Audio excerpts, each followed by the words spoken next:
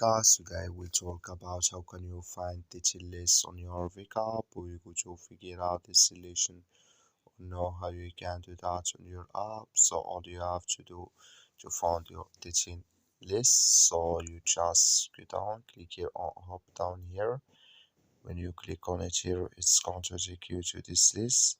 Then all you have to do now, you just click here on teaching here. When you click on it, it's going to take you to this list. Then you click here on continue here. So then here can you add your name and your birthday here, then here your gender.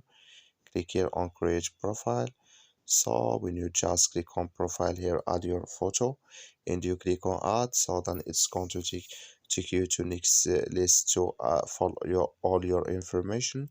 Then it's going to take you to get that on your VCAP. That's all you have to do. Thank you for watching. Don't forget to support us by like and subscribe.